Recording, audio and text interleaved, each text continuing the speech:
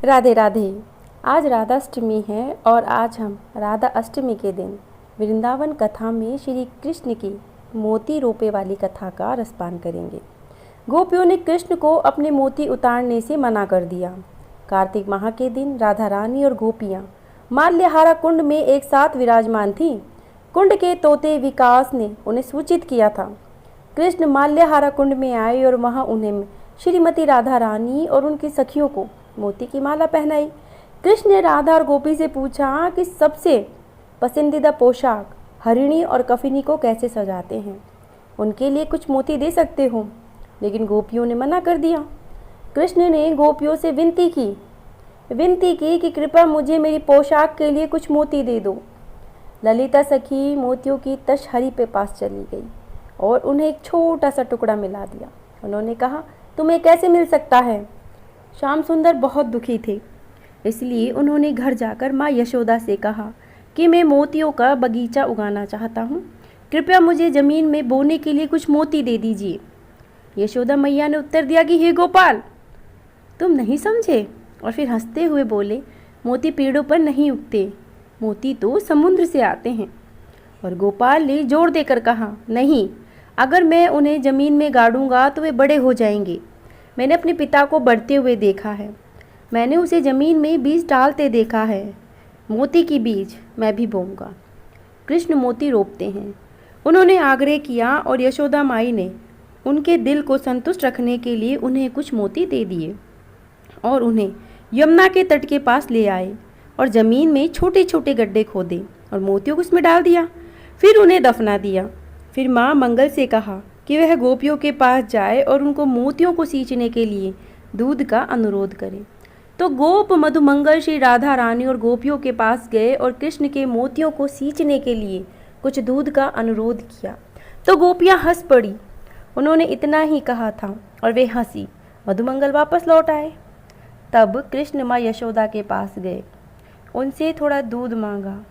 तो माँ यशोदा ने श्री कृष्ण को बहुत सारा दूध दिया जो वे चाह सकते थे, और वो दूध लेकर चले गए और यमुना के तट पर जमीन को सींचा जहाँ उन्होंने मोती लगाए थे।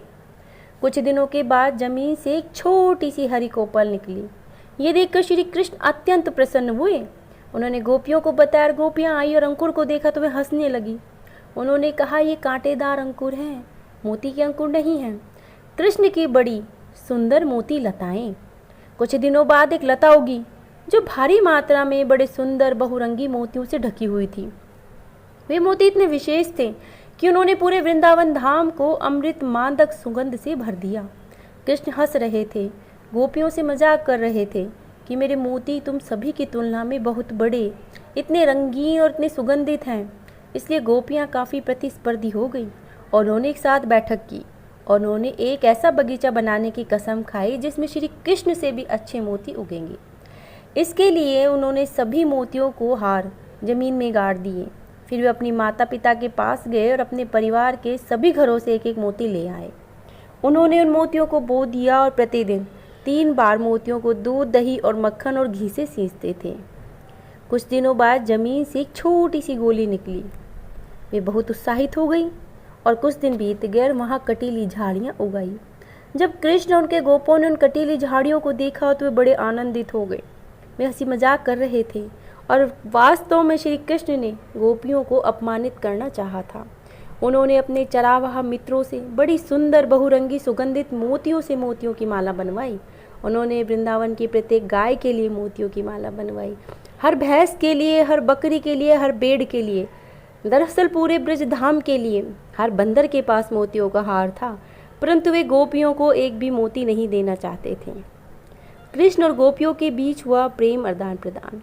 अंततः गोपियों को बड़ी चिंता पड़ गई क्योंकि उन्होंने अपने माता पिता के घर से सारे मोती छीन लिए थे और वे अब सब कांटों में बदल गए थे। अब वे अपने माता पिता को क्या बताती, इसलिए उन्होंने चंद्रमुखी और कंचन लता 2 गोपियों को सोने के साथ श्री कृष्ण के पास कुछ मोतियों को सोने का आदान प्रदान करने के लिए भेजा। श्री कृष्ण ने उनकी ओर देखा और कहा, यहाँ तक कि भगवान नारायण की कौस्तुभ मणि का मूल्य भी मेरे एक मोती के अंश के बराबर भी नहीं है। फिर प्रत्येक गोपी एक एक करके वस्तु विनिमय का प्रयास करने आई। उनके पास जो कुछ भी था कृष्ण के कुछ मोतियों के लिए श्रीमती राधा रानी एक निजी छोटे कुंज में छिपी हुई थी, जहाँ कृष्ण उन्हें देख नहीं सकते थे, लेकिन वह सब कुछ सुन सकती थी जो कहा जा रहा था, और प्रत्येक गोपी अलग अलग आ जा रही थी। कृष्ण के पास इन गोपियों का एक बड़ा सा बक्सा था जिसे उन्होंने उगाया था, परंतु वे चाहे कुछ भी दें, वह एक मोती भी वहाँ नहीं छोड़ेंगे।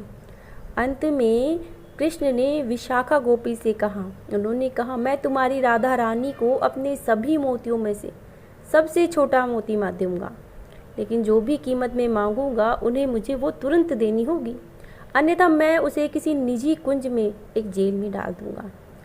तो कुछ भी काम नहीं कर रहा था। बड़ी बहस हुई। रघुनाथ दास गोस्वामी तर्कों के साथ उस प्रेम पूर्वक आदान प्रदान के बारे में विस्तार से बताते हैं, और फिर सुबाला को मध्यस्थ के रूप में लाया गया, क्योंकि यह उन संघर्षों में से एक था जहां बातचीत कर नहीं सकते थे।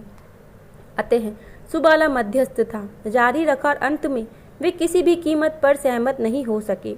राधा रानी सब सुन रही थी, अतः गोपियां बहुत दुखी होकर श्रीमती राधा रानी के साथ श्री कुंड में आईं।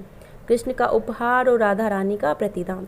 जब गोपियां राधा कुंड में गईं तो कृष्ण ने अपने सभी मोतियों में से सबसे अच्छे मोती ले लिए और अपने हाथों में उन्होंने सबसे सुंदर हार पिरोया। फिर उन्होंने उस हार को एक सोने की डिबिया में रख दिया और अपने प्रेम में हाथ से उस डब्बे पर श्री राधा रानी का नाम अंकित किया। फिर उन्होंने अपने हाथों से मोतियां का एक और हार बनाया, उसे एक सोने की डिब्बी में रखा और दूसरी गोपी के नाम का हार रख दिया।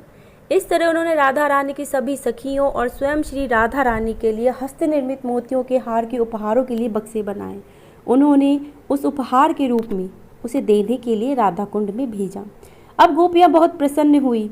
श्रीमती राधा ने सुंदर सुगंधित फूल चुने, एक दिव्य माला बनवाई और उसने सबसे अमृत भोग फल सामग्री तैयार की और श्री कृष्ण को उनके प्यार के बदले में भेजा।